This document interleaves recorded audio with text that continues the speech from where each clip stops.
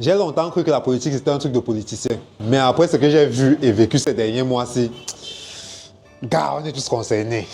Moi, c'est Skill 4. Et voici 10 leçons que j'ai apprises depuis que je travaille avec les politiques. Leçon 1. Oui, dans cette série que j'espère bien finir, je partage les choses qui m'ont le plus marqué depuis que je bosse avec le SDF. J'ai toujours été très focus sur mes passions.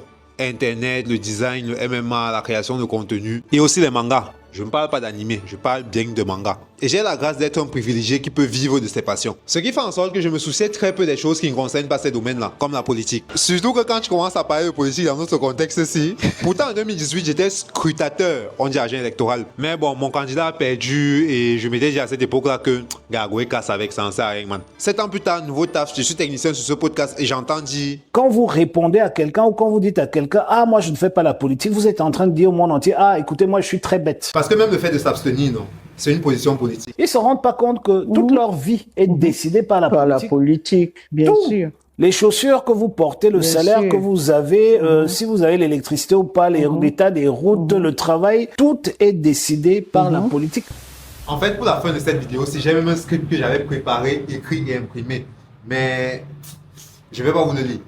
Plus que jamais, je pense que 2025, c'est vraiment l'année où on a une chance de changer les choses dans ce pays-ci. Et c'est pas quelqu'un qui va venir le faire à notre place. Moi, personnellement, j'ai perdu un ami qui m'était très cher très récemment à cause de l'état des routes. On va fermer les listes électorales très bientôt là. On parle de vendredi, mais bref, on n'en a pas pour longtemps encore. Et personnellement, je t'invite vraiment à aller t'inscrire et je m'en fous totalement de qui tu vas voter. Like, choisis qui tu veux. Pour moi, le plus important en fait, c'est que à la fin de la journée, qu'on reste tous dans notre pays ici en se disant que, ok, j'ai quand même fait mon devoir avant que c'est pas mon candidat qui soit passé. Que faire ce devoir citoyen de s'inscrire déjà et aller voter le jour du vote, c'est déjà assez et c'est déjà beaucoup pour pouvoir faire changer les choses.